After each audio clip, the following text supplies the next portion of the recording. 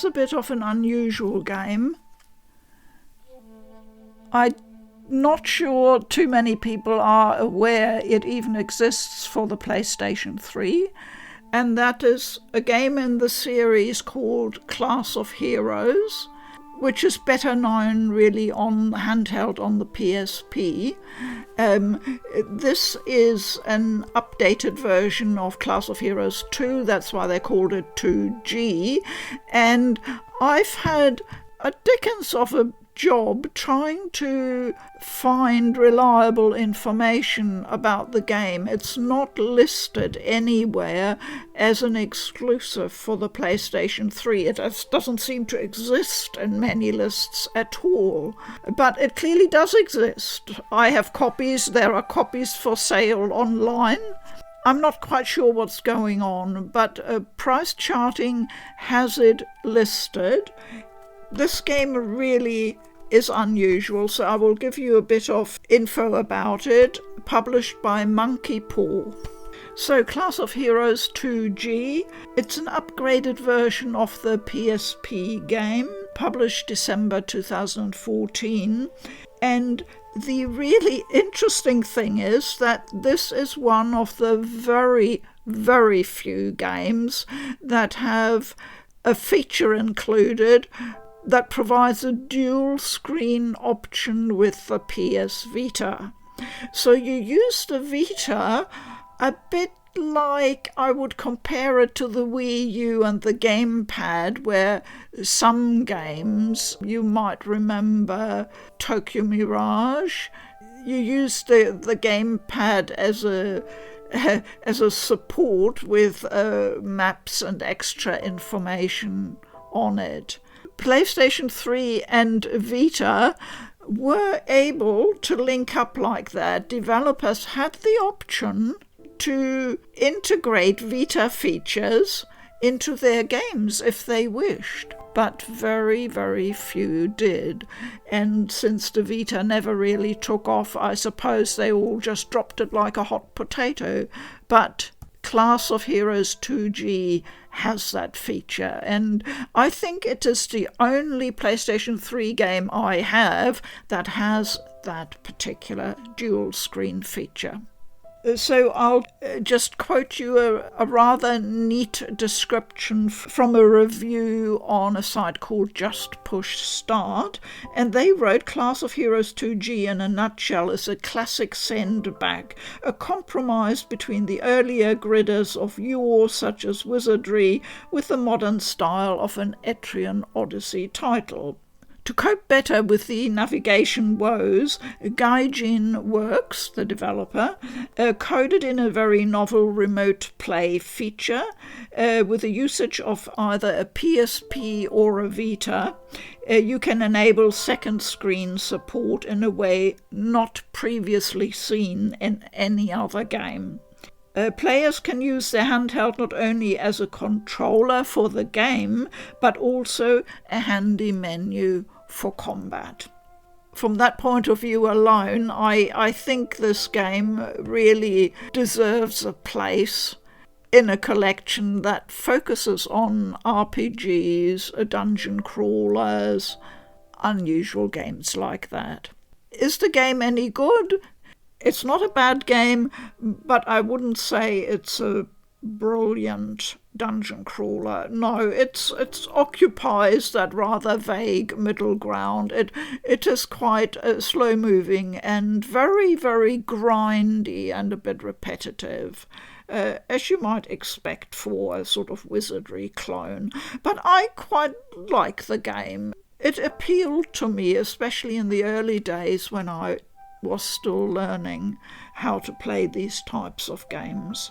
If you know any of the games and the style of games that Gaijin Works have done or worked on, then you might have a pretty good idea, like Summon Night and games like that. So the game comes with a really nice manual, the sort that we don't get anymore unless you pay a lot of money for a limited or collector's edition.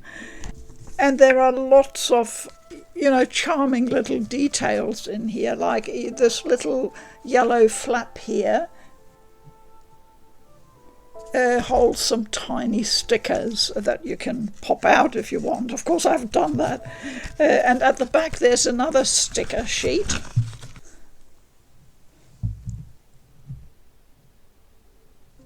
Now, the manual has 36 pages, and they are tightly packed with information. And you do need all that information. You really need to read the lot to get a handle on the game. Here are all the races you can unlock in the game. Ideally, you'll be putting together not just one party, but several parties of different composition to cope with the different types of dungeons and enemies. And also there are a lot of traps and various status afflictions you have to deal with. They can get quite challenging. Now, the one element of the game that eluded me in those early days in 2014 is the affinity system. So there is a basic alignment system of good, neutral or evil that you select when you create a character, and that will determine, together with their race and class, the affinity they have with other characters in the party. And this needs to be very carefully balanced, because if they don't get along with each other, they won't level up as well as they could, nor will they develop their skills optimally. So you could be chugging about with a group of adventurers, and they're basically treading water and not improving. And I think that is one of the many complexities in this game. So there's a whole range of classes you can choose from as well. I think you can see how really nicely the book is illustrated as well. So this was an absolutely superb job at writing and presenting the manual and its information. Digital availability. It is available only on PSN for North America, so USA and Canada are covered, as well as Chile and Mexico. They also have it. You can buy it for $45 US. That's it. It's not available, as far as I can tell, in any other region digitally. But considering how easy it is to set up an account for another region on the PS3, that would be not much of a hindrance. But if you're spending $45 on a digital copy, you might as well spend $50 to $60 on a physical copy and get the beautiful manual with it. The prediction by quite a few media outlets at the time that Class of Heroes would be one of the rarest boxed games in existence may be technically true, but it hasn't had any impact on how it is perceived by the gaming and buying public and the collectors. I think Class of Heroes 2G is a really good example to show how tricky the valuation of games can be, how it is impossible really to predict how the market will react. It's an instructive little story, so please bear with me while I tell you what I found out. So Class of Heroes 2G was produced as a limited print run in quite small numbers, we think. I have not been able to find a definitive answer to how many copies were printed in that original run by Gaijin Works. There were several websites talking about this edition at the time, and that was, remember, 2014. I'll quote just from one website called Otaku Study, and they said once the pre-sale wraps up on July the 25th, 2014, that batch of orders will be the only production run done. Famous last words. This will make Class of Heroes 2G one of the rarest boxed games in existence.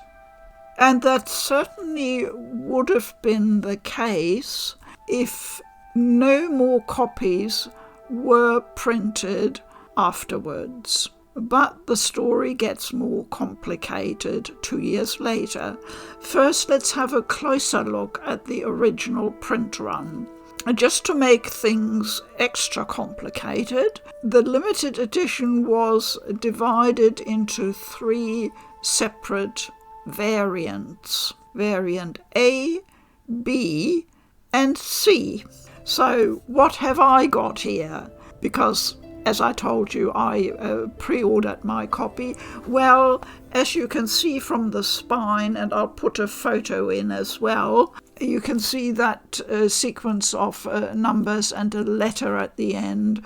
That's the letter C. So I have got what's called the C variant. How else do you know? Well, for starters, my disc has a very specific colour, and the other variants have a different colour. Also, the manual is subtly different. For example, the little stickers I showed you, mine being on yellow and black paper, that is commonly referred to as the B manual. Yes, I know I've got the C variant, B, B-double-E, the buzzy B, yellow and black. The other variants have different colour combinations.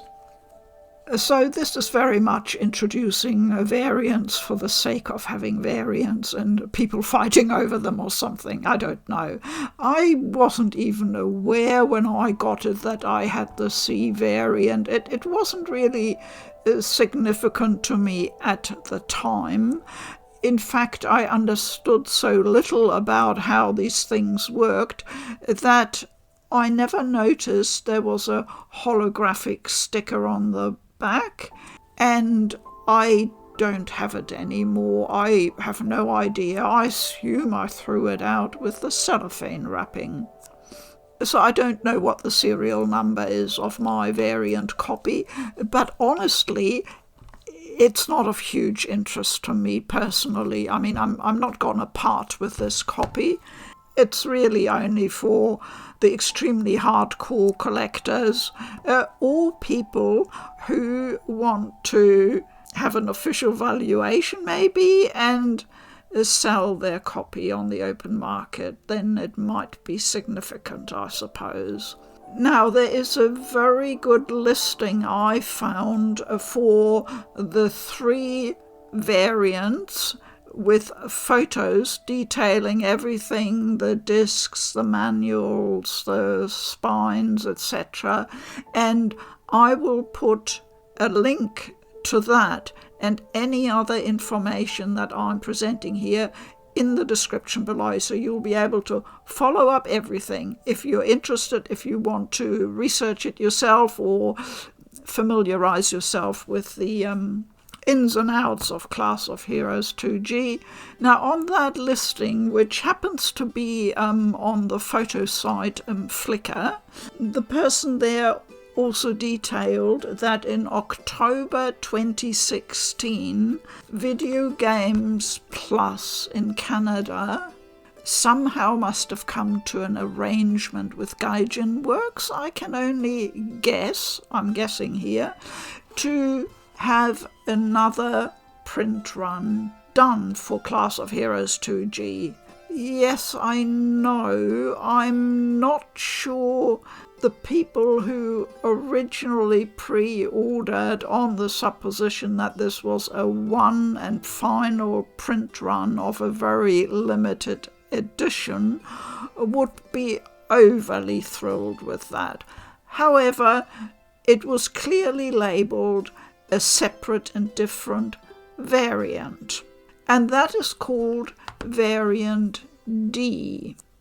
And that is the one that is available to this day on the online store of Video Games Plus Canada.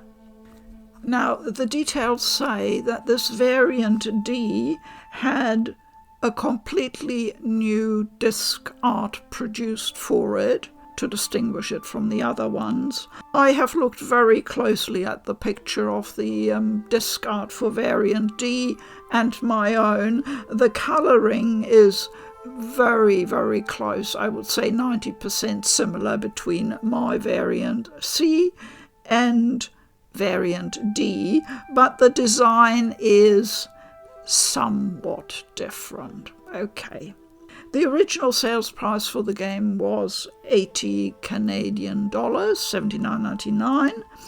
It was mentioned by Victor Ireland of Gaijin Works himself that this is believed to be the largest print for a single variant. So this Variant D, which was exclusive to Video Games Plus, contains different disc art, the manual B, which is what I have here, different colour on the bullet points on the back cover, purple instead of blue. Yes. By bullet points, I think they actually mean the coloured squares for the text, so that would be noticeable. And also a numbered hologram on the top left corner. Now, the numbering of the hologram is interesting because I had hoped I might be able to work out from that roughly how many copies were printed of all the variants.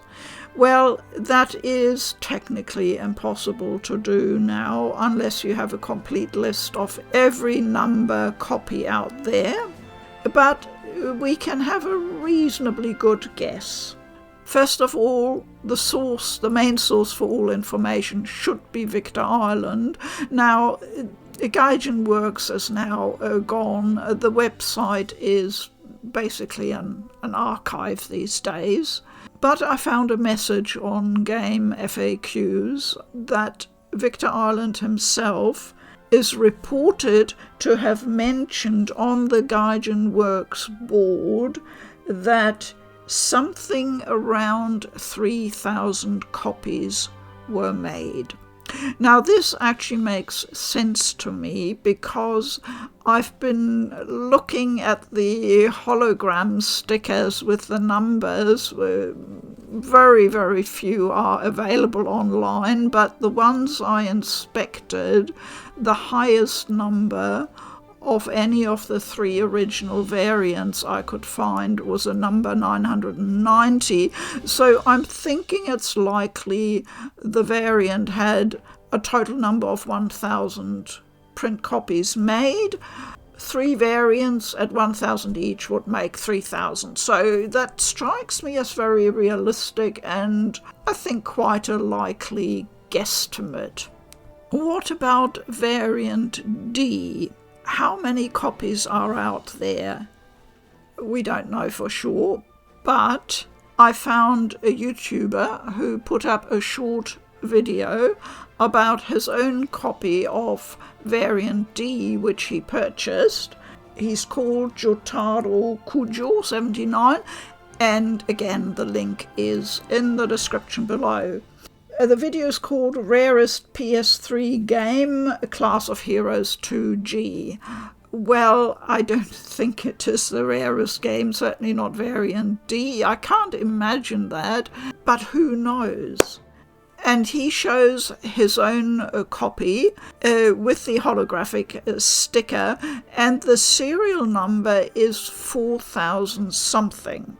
And I was really surprised to see that, because that indicates that a pretty large print run was done for Video Games Plus. So if it's over 4,000, well, it could be anything, but maybe, just maybe 5,000 were printed. That would be a very reasonable size, I think.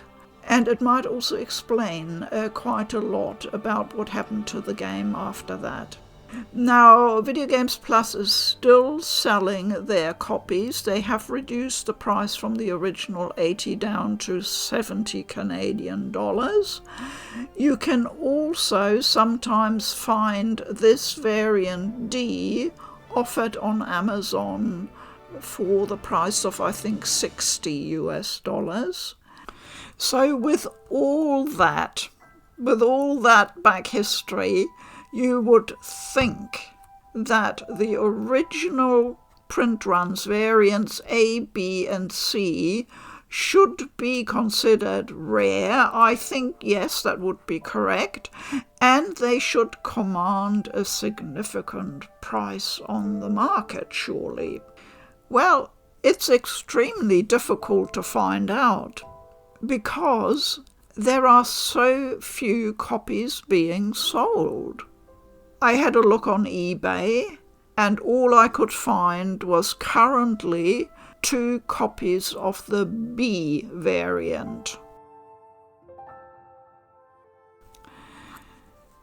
And those 2 copies are being offered at a price of, it's listed in my currency at 200 New Zealand dollars, so that makes it currently around 125 US dollars. That is not a huge price, considering that this should be reasonably rare.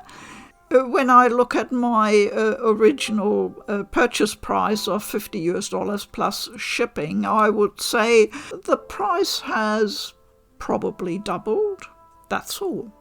So if I was an investment collector and I had really, really banked on this being extremely rare and shooting up in price to 5 to 10 times the original value, I would probably be a bit disappointed, I guess. Could one have foreseen that? And I think to a certain extent, yes, because we're talking an extremely niche game that in the West was only previously available on the PSP. Additionally, this game is not a completely new game. It's a reworking of that PSP game, Class of Heroes 2. So it's possible that it simply wasn't that attractive to the gaming market. I think one would have to take that into account. When we look at another reasonably rare game like 3D dot game Heroes, while you could call that niche as well, at least it's got a recognizable genre, and just being labelled a sort of Zelda clone or something like that would immediately trigger reactions of recognition, and, people can classify it easily. But with this, saying this is a dungeon-crawling JRPG that also harks back to the old wizardry games, that might leave people rather confused. So it's got to be a combination of not only rarity but attractiveness as well, I suppose.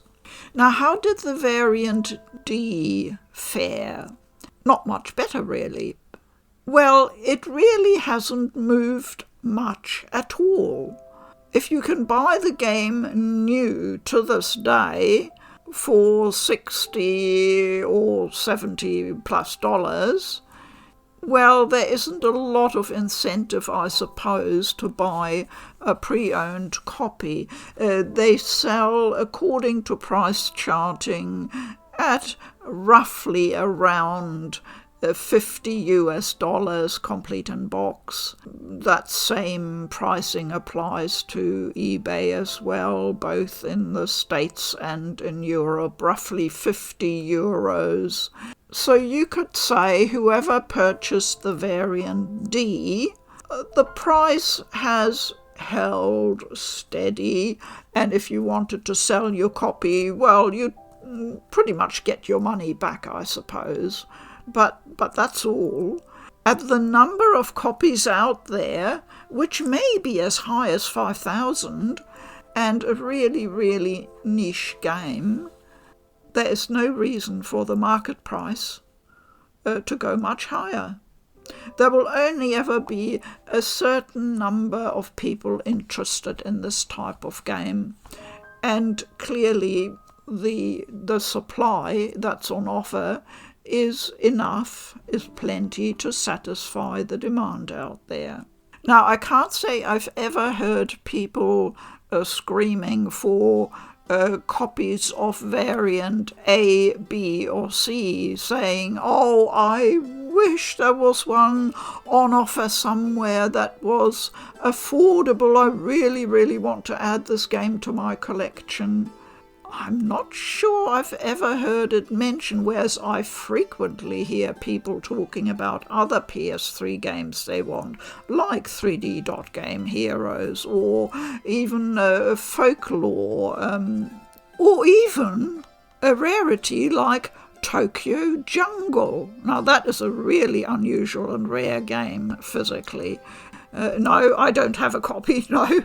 I hear people talking about that game, but not about Class of Heroes 2G. But please do let me know if you've ever tried to obtain a copy, if you were ever keen to get it. Are you one of the people who, like me, pre-ordered it and got one of the variants A, B or C? Or are you someone who opted later on to get variant D?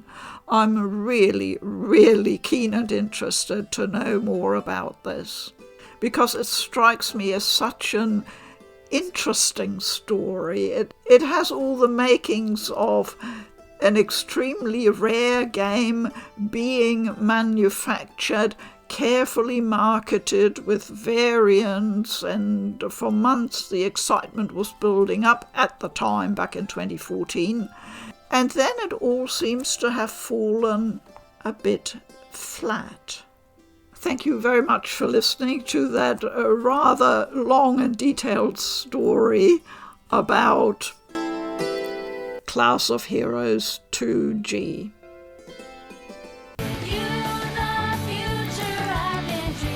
I found some very old gameplay footage I still had from the early days, so I just put together a very short clip for you to give you a brief first impression of the game.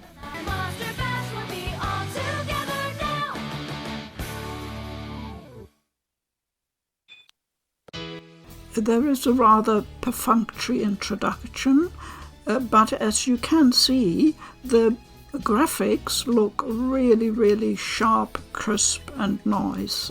Definitely a pleasure to look at. However, there isn't really an awful lot of a story, and the characters, well, they all serve their purpose.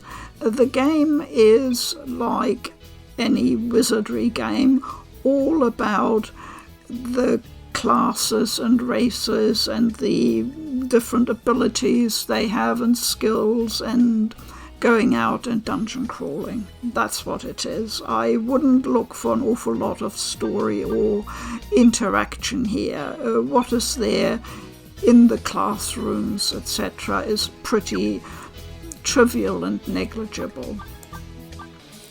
So here we have a classroom scene with Mr. Dante, who is rather grim, and the purpose is simply to get across what you need to know to set you off on your very first dungeon exploration.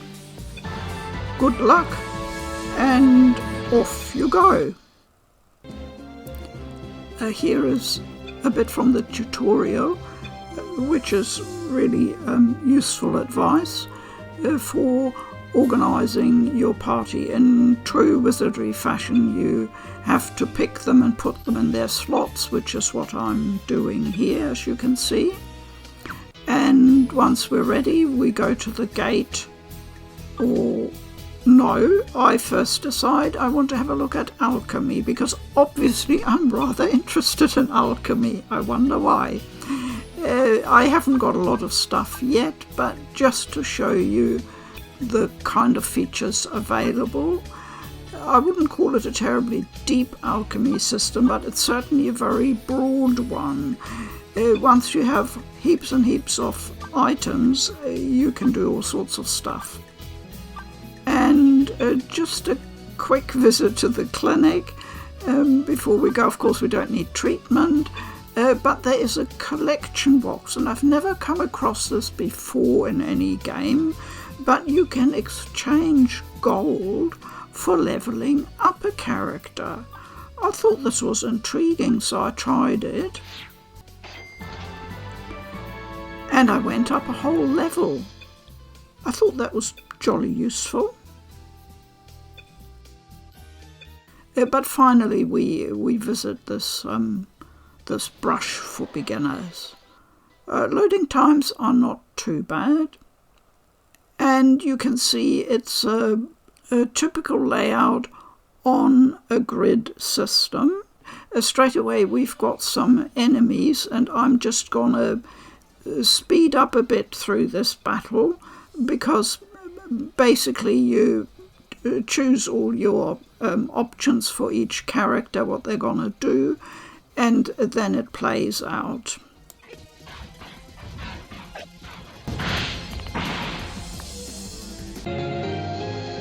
I think for a dungeon crawler of this age, the backgrounds are actually really nicely done.